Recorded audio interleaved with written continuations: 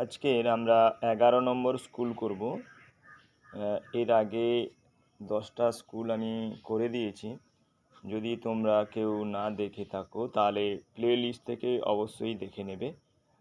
আর যদি এই চ্যানেলে যারা নতুন আছো তারা অবশ্যই চ্যানেলটিকে সাবস্ক্রাইব করবে এবং সাবস্ক্রাইব করার পর সাবস্ক্রাইবের বেল আইকনটি অবশ্যই প্রেস করবে। আর ভিডিওটি দেখার পর যদি ভালো লাগে লাইক করবে, বন্ধুদের সঙ্গে শেয়ার করবে। তো আজকের শুরু করা যাক 11 নম্বর স্কুল কাটোয়া কাশিরাম দাস ইনস্টিটিউশন। তো প্রথম কোশ্চেন, যোগ করো 0.1 আর 0.01। তো এটা যোগ করতে হলে দশমিকের পজিশানটা তোমাকে ঠিক রাখতে হবে। দশমিকের পজিশান ঠিক রেখে 0.1 লিখবে, আর এটা 0.01, আর এখানে যে ফাঁকা জায়গাটা এখানে 0 লিখবে। তারপরে এমনি যেরকম যোগ করতে হয় যোগ করবে, দশমিকের সোজা দশমিক বসবে, আর কোনো এটা কঠিন নেই। এরপরে আছে 15 এর গুণিতকগুলি লেখো। 15 এর গুণিতক কি আছে? 1, 3, 5, 15। 12 ও 16 এর গসাগু কত? সহজ। 12 ও 16 এর গসাগু দেখো, 12 দিয়ে ভাগ করলে 4 ভাগশেষ থাকছে, আর 4 দিয়ে 12কে ভাগ করলে 3 হচ্ছে, মানে 4 হচ্ছে গসাগু হবে। আয়তক্ষেত্রের ক্ষেত্রফল দৈর্ঘ্য গুণিতক কী হবে? দৈর্ঘ্য গুণিতক প্রস্থ। 2 এর 3, 3 এর 5 এর মধ্যে বড় কোনটি? 2 এর 3 আর 3 এর 5 এর মধ্যে বড় বের করতে হলে 2 এর 3কে লবে এবং হরে 5 দিয়ে গুণ করতে হবে। গুণ করলে 10 এর 15, 3 এর 5কে লবে হরে 3 দিয়ে গুণ করলে হবে 9 এর 15। তাহলে দেখো, হরে দুটোতে সমান আছে, লবে এটাতে বেশি আছে, সেই জন্য 2 এর 3 বড় হবে। গোলকের তলের প্রকৃতি কেমন? গোলকের তলের প্রকৃতি হচ্ছে বক্রতল। একটি সমতলের 5টি সরলরেখা সর্বাধিক কতগুলো বিন্দুতে ছেদ করবে? দেখো, এটা বের করতে হলে তুমি যদি স্টার আঁকো তাহলে বুঝতে পারবে। স্টার আঁকো, দেখো কটা বিন্দু আছে। বাইরের 5টা বিন্দু আর ভেতরের 5টা বিন্দুতে ছেদ করেছে 5টি সরলরেখা। একটা স্টারে 5টি সরলরেখা আছে কিন্তু, ঠিক আছে? সেই জন্য তোমার বাইরের 5টি আর এই ভেতরের 5টি মোট হচ্ছে 10টি বিন্দুতে ছেদ করেছে। সমবিন্দু সরলরেখা কাকে বলে? একটি নির্দিষ্ট বিন্দু দিয়ে যখন একাধিক সরলরেখা যায় ওই রেখাগুলিকে সমবিন্দু সরলরেখা বলে। তারপরে দেখো, একটি সূক্ষ্মকোণের উদাহরণ 90 ডিগ্রির চেয়ে কম। তোমরা যেটা খুশি দিতে পারো, 80, 70, 30। এখানে আমি 30 ডিগ্রি করেছি। দেয়ালে ঘড়িতে 4টে বাজলে মিনিট ও ঘন্টার কাঁটার মধ্যে ক্ষুদ্রতম কোণ কত? দেখো, 4টে বাজলে ঘড়ির কাঁটাগুলো কীরকম থাকবে? ঘন্টার কাঁটা 4-এর ঘরে থাকবে, মিনিটের কাঁটা 12টার ঘরে থাকবে। এখানে দুটো কোণ তৈরি হয়েছে, একটা বাইরের কোণ বড় কোণ, আর এটা ভেতরের কোণ। ভেতরের কোণটা ক্ষুদ্রতম কোণ। আর প্রতিটি ঘর মানে 12 থেকে 1 পর্যন্ত 30 ডিগ্রি, 1 থেকে 2 পর্যন্ত 30 ডিগ্রি, প্রতিটি ঘর 30 ডিগ্রি। তাহলে 4 পর্যন্ত এলে কত হবে? 4 3 12, 120 ডিগ্রি, ঠিক আছে? 2 দাগে ফাঁকা স্থানে উপযুক্ত সংখ্যা বসাও। 21 এর 36। দেখো, 21 এর 36, এটা 3 দিয়ে ভাগ যাবে, 3 7 21, আর 12 3 36। সেই জন্য ওপরে 7 আছে, নিচে 12 আছে। বা এটা তোমরা করতে পারো, 21কে 7 দিয়ে ভাগ করলে কত হবে? 3 হবে। তাহলে 36কে 3 দিয়ে ভাগ করতে হবে। 36কে 3 দিয়ে ভাগ করলে 12, ঠিক আছে? এরপরে 7 এর 12, দেখো 84 আছে। তাহলে 12 7 84, 7 7 49। দুটি যৌগিক সংখ্যা লেখো যারা পরস্পর মৌলিক। দেখো 8 আর 9, 8 হচ্ছে যৌগিক সংখ্যা, 9ও যৌগিক সংখ্যা। এরা পরস্পর মৌলিক। কারণ কি, 8-এর মধ্যে এবং 9-এর মধ্যে কোনো এক ছাড়া কোনো সাধারণ উৎপাদক নেই। 8-এর উৎপাদক হচ্ছে 2, 4, 9-এর উৎপাদক হচ্ছে 3। ঠিক আছে, সেই জন্য এদের মধ্যে কোনো মৌলিক উৎপাদক নেই, তাই এরা পরস্পর মৌলিক। দেখো এই সংখ্যাগুলির মধ্যে বড় থেকে ছোট সাজাও।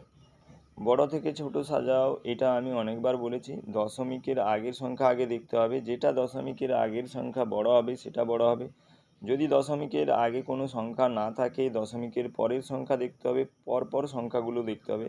দশমিকের জাস্ট পরের সংখ্যাটা দেখতে হবে আগে, সেটা যদি সমান হয় তারপরে তার পরের সংখ্যাটা দেখতে হবে, এরকম করে দেখতে হবে। তাহলে যেটা দশমিকের আগে থাকবে সেটা বড় হবে, দশমিকের পরে যে সংখ্যাটা হবে সেটা যদি বড় হয় সেটাই বড় হবে। এই ক্ষেত্রে দেখো দশমিকের পরে সবগুলোর ক্ষেত্রে 0 আছে, এখানে 8 আছে, তাহলে এই সংখ্যাটা বড় হবে। এর পরের সংখ্যা দেখো, দশমিকের পরে এটা 0 আছে, এটা 9 আছে, এটা 1 আছে, এটা 9 আছে। তাহলে এই দুটো সংখ্যার মধ্যে যেটাতে 9 আছে সেই দুটো সংখ্যার মধ্যে দেখতে হবে এই সংখ্যাটা। দেখো 0.09 আছে আর এটা 0.092 আছে, তাহলে এখানে 9-এর পর কোনো কিছু নেই, মানে এখানে 0 আছে ধরে নিতে হবে। তাহলে এখানে 2 আছে, তাহলে এই সংখ্যাটা বড় হবে। বুঝতে পেরেছো? তাহলে এইভাবে ছোট থেকে দশমিকের ছোট থেকে বড় সাজাতে হবে। ঠিক আছে, এটাকে আবার তোমরা ভগ্নাংশ করে দিও না, ভগ্নাংশ করে দিলে সে অনেক বড় হয়ে যাবে। ঠিক আছে, এটা মাত্র 1 নাম্বার কি 2 নাম্বারের পড়ে, সেই জন্য তোমরা যদি ভগ্নাংশ করে দাও তাহলে অনেক সময় চলে যাবে। আচ্ছা, এইটাকে ঘয়ে দেখো 512 1536কে লঘিষ্ঠ আকারে লেখো। তো লঘিষ্ঠ আকারে করতে হলে কাটাকাটি করতে হবে। এটা 2 দিয়ে কাটতে থাকবে, তোমরা সবগুলো 2 দিয়ে কাটবে লাস্ট পর্যন্ত। দেখো এখানে 1, 2 কেটে গেছে, 6কে 1 আর 3 হবে, তাহলে 1-এর 3 হবে। তারপরে 2-এর কি বলেছে, 12 আর 16-র লসাগু বের করতে হবে। 12 আর 16-র লসাগু উৎপাদক বিশ্লেষণ করবে, এরকম করে উৎপাদক বিশ্লেষণ করে লসাগু করবে। তাহলে লসাগু কত হবে, 48। তারপরে 289-এর বর্গমূল, 289-এর বর্গমূল কী হবে দেখবে। তাহলে 17 দিয়ে এটা যাবে, তাহলে 17 গুণিতক 17 হবে, তাহলে বর্গমূল হবে 17। তারপরে বলেছে 2 অঙ্কের দুটি সংখ্যা লেখো যাদের গসাগু 2। 12 আর 14, 12 আর 14-র মধ্যে গসাগু হবে 2। রশ্মি ও সরলরেখার দুটি পার্থক্য লেখো। দেখো রশ্মির একদিকে প্রান্তবিন্দু আছে, সরলরেখার কোনো প্রান্তবিন্দু নেই।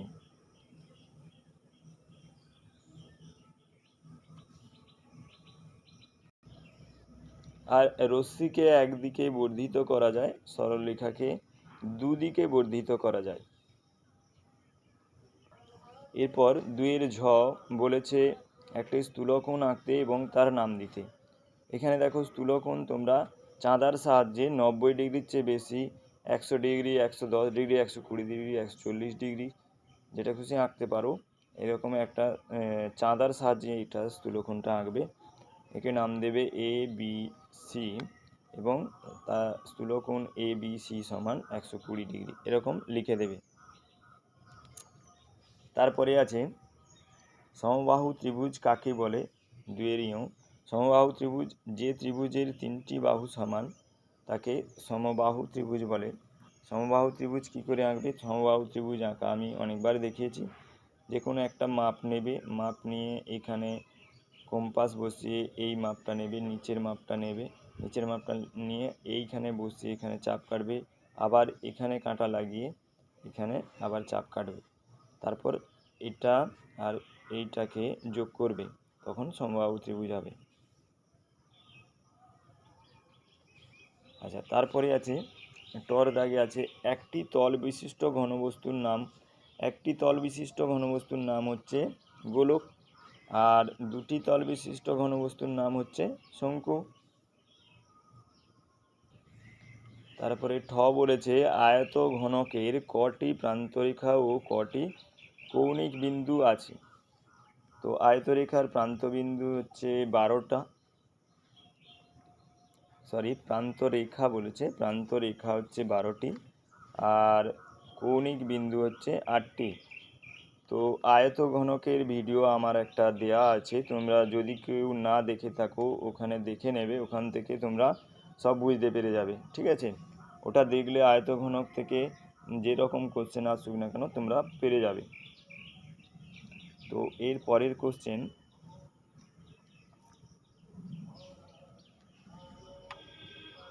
গ্রামে রাস্তা মেরামতের কাজ চলছে। প্রথম দিনে 1/4 অংশ, দ্বিতীয় দিনে 1/12 অংশ, তৃতীয় দিনে 4/7 অংশ কাজ হলে এই 3 দিনে মোট কত কাজ হয়েছে এবং কত অংশ বাকি আছে। তাহলে এটা করতে আমরা কি করব, তিনটেকে যোগ করব, যোগ করে হয়েছে 76-এর 84। তো যে কোনো মোট কাজের অংশ 1 অংশ ধরা হয়, তাহলে কাজ বাকি আছে 1 বিযুক্ত এটা করলে কত হবে, 2-এর 21 অংশ কাজ বাকি আছে। আয়তকার মাঠের দৈর্ঘ্য 50 মিটার, প্রস্থ 30 মিটার। মাঠের চারিদিকে প্রতি মিটার 255 টাকা 50 পয়সা হিসেবে প্রাচীর দিতে কত খরচ হবে? তো মাঠের যেহেতু চারিদিকে বলেছে, চারিদিক বললেই তোমরা পরিসীমা বের করবে, ঠিক আছে? চারিদিক বলেছে মানে পরিসীমা বের করতে হবে। মাঠের পরিসীমা হচ্ছে 160 মিটার। এবার প্রতি মিটারে যদি খরচ 255 টাকা 50 পয়সা হয়, তাহলে 160 মিটারে কত হবে, 160 ইন্টু এটা হবে, তাহলে এটা দেখা যাচ্ছে 40,880 টাকা। তারপরে 5 জন লোক প্রতিদিন 8 ঘন্টা করে কাজ করে 9 দিনে একটি কাজ শেষ করে। এই কাজ 3 জন লোক 30 দিনে শেষ করতে হলে প্রতিদিন কত ঘন্টা করে কাজ করবে? দেখো এই অঙ্কটি করতে আমাকে বের করতে হবে ঘন্টা, প্রতিদিন সে কত ঘন্টা কাজ করতে হবে, সেই জন্য ঘন্টাটাকে একদম ডান দিকে রেখেছি। 5 জন লোক 9 দিনে একটি কাজ শেষ করে, প্রতিদিন 8 ঘন্টা করে কাজ করে। এবার একজন লোক যদি কাজ করে সেটা সময় প্রতিদিন বেশি দিন লাগবে, আবার 9 জনের জায়গায় যদি আরও 9 দিনের জায়গায় যদি একদিনে একজনকে শেষ করতে হয়, তাহলে আরও বেশি দিন সময় লাগবে, বেশি ঘন্টা করে সময় লাগবে। আর 3 জন 30 দিনে সেটা তখন 22 হবে, মানে নিচে গুণ হবে। এটা করলে কাটাকাটি করলে দেখা যাচ্ছে 4 ঘন্টা, তাহলে প্রতিদিন 4 ঘন্টা করে 3 জন লোক 30 দিনে কাজটি শেষ করতে পারবে। আচ্ছা, এখানে কোনো নিচে ভাষা লেখা নেই, তোমরা ভাষাটা লিখে নেবে। এরপর একটা চিত্রলেখার অঙ্ক দিয়েছে। পঞ্চম শ্রেণীর নীলাদির বার্ষিক পরীক্ষায় বিভিন্ন বিষয়ে নম্বর নিচে দেওয়া হয়েছে, সেটাকে চিত্রলেখ করতে হবে। দেখো, আচ্ছা, এখানে তোমাকে একটা কোনো সাইন ধরে নিতে হবে, সেই সাইনটা সমান 10 নাম্বার, এটা বলে দিতে হবে, ঠিক আছে? তাহলে 60-এর জন্য কত হবে, 6টা হবে। 92-এর জন্য কটা হবে, 92-এর জন্য 9টা হবে, হ্যাঁ। আর 86-র জন্য কত হবে, 86-র জন্য 8টা পুরো হবে আর একটা হাফ হবে, যেহেতু এটা 85-র কাছাকাছি আছে একদম, ঠিক আছে? আর 70-এর জন্য 7টা হবে, 71-এর জন্য 7টা হবে, 80-র জন্য 8টা হবে। এটা কোনো কঠিন নয়। দেখো এখানে 71 হচ্ছে একদম 70-এর একদম কাছে আছে, সেই জন্য 7টা হবে। 92 90-এর একদম কাছে আছে, সেই জন্য এটা 9টা হবে, ঠিক আছে? একবারে দেখে নাও চিত্রলেখটা, জাস্ট এইরকম লিখবে, এই রাউন্ড এবং ক্রস, রাউন্ড করে ক্রস মানে 10 নম্বর এখানে লিখে দেবে। তারপরে এটা বিষয় লিখবে, নাম্বার লিখবে। এখানে দেখো শুধু কেবলমাত্র ইংরেজিতে দেখো এটা হাফ আছে, 8টা আর হাফ আছে, মানে 85, 86 আছে 85-র কাছাকাছি বলে এটা 8টা এবং হাফ হবে। ঠিক আছে। এরপরে 4-এর দাগে ক আছে, একটি বিষমবাহু ত্রিভুজ এঁকে বিভিন্ন বাহুর দৈর্ঘ্য নাম সহ লেখো। দেখো এখানে একটি তোমরা বিষমবাহু আঁকবে। বিষমবাহু এঁকে স্কেলের সাহায্যে দেখো এ বি নাম দেবে। এখানে এ বি সমান কত মেপে নেবে, 2.8 সেন্টিমিটার। বিসি সমান কত, 4.8 সেন্টিমিটার। সি এ সমান 4.4 সেন্টিমিটার। এমন করে আঁকবে যাতে কোনো দুটি বাহু সমান না হয়ে যায়। ঠিক আছে, তাহলে সেটা বিষম হবে না, সেটা সমদ্বিবাহু হয়ে যাবে। বা যে কোনো তিনটি সমান হবে না, হ্যাঁ, তাহলে সমবাহু হয়ে যাবে। তাহলে এমন করে আঁকবে যাতে তিনটে বাহু অসমান থাকে। ঠিক আছে। আচ্ছা, এরপরে ক্ষয়ের দাগে বলেছে, একটি বিষমবাহু ত্রিভুজ অঙ্কন করো, তার প্রতিটি কোণ মেপে দেখাও এবং কোণগুলির নাম দাও। তাহলে একটা বিষমবাহু ত্রিভুজ আঁকবে, এঁকে প্রতিটি কোণ মাপবে, চাঁদার সাহায্যে মেপে কোণগুলোর মান লিখবে। এবং এটা কিন্তু মাথায় তোমাদের রাখতে হবে, এটা খুব গুরুত্বপূর্ণ জিনিস কিন্তু। দেখো দুটি কোণ তোমরা তো প্রথমে মাপলে, দেখো এখানে 64 হয়েছে, 38 হয়েছে। 64 আর 38 যোগ করলে হচ্ছে 102 হয়ে যাচ্ছে। ঠিক আছে, যোগ করলে 102 হচ্ছে। এবার এটা তোমার, ধরো এটা তোমার 80 এসছে, তুমি চাঁদা দিয়ে মাপছো, এটা 80-র কাছাকাছি এসছে বলে তুমি 80 লিখে দিলে কিন্তু এখানে হবে না, ভুল হয়ে যাবে। ঠিক আছে, তিনটি কোণের সমষ্টি তোমাকে 180 করতে হবে। যেহেতু এটা 102 হয়ে গেছে, এটা তোমাকে কত করতে হবে, 78 করতে হবে। তাহলে 78 করলে এটা তোমার 180 ডিগ্রি হবে। তিনটে কোণের সমষ্টি যেন তোমরা যেরকম করেই মাপো না কেন, তিনটে কোণের সমষ্টি সবসময় 180 ডিগ্রি রাখবে, নাহলে ভুল হয়ে যাবে। কিন্তু পুরোটা ভুল না হলেও নাম্বার কাটা যেতে পারে। ঠিক আছে। এরপরে আছে, একটি বৃত্ত এঁকে তার 5টি অংশের নাম লেখো। তো কম্পাসের সাহায্যে তোমরা বৃত্তটি আঁকবে। এখানে আমি পেন দিয়ে এঁকেছি, তোমরা কিন্তু পেন ব্যবহার করবে না, পেন্সিল ব্যবহার করবে। পেন আমি এখানে ব্যবহার করেছি কারণ তোমাদের বুঝতে সুবিধে হবে বলে, লাইটের সমস্যার জন্য এটা পেন দিয়ে আমি করেছি, পেন্সিল দিয়ে তোমরা করবে। তাহলে একটা কম্পাসের সাহায্যে বৃত্তটা আঁকবে। এটা হচ্ছে ব্যাসার্ধ, এইখান থেকে এটা কেন্দ্র দিয়ে যেটা গেছে সেটা হচ্ছে ব্যাস, আর এটা হচ্ছে কেন্দ্র, এই জায়গাটা, এই পয়েন্টটা হচ্ছে কেন্দ্র, এটাকে পরিধি, আর এটা জ্যা। আশা করি তোমাদের এই ভিডিওটা ভালো লেগেছে। আর যদি এই চ্যানেলে যারা নতুন আছো তারা অবশ্যই চ্যানেলটিকে সাবস্ক্রাইব করবে এবং সাবস্ক্রাইবের বেল আইকনটি প্রেস করবে। যারা এই চ্যানেলে নতুন আছো তারা সাবস্ক্রাইব করবে, আর ভালো লাগলে লাইক করবে এবং বন্ধুদের সঙ্গে শেয়ার করবে। তো আজকের ভিডিওটা দেখার জন্য ধন্যবাদ।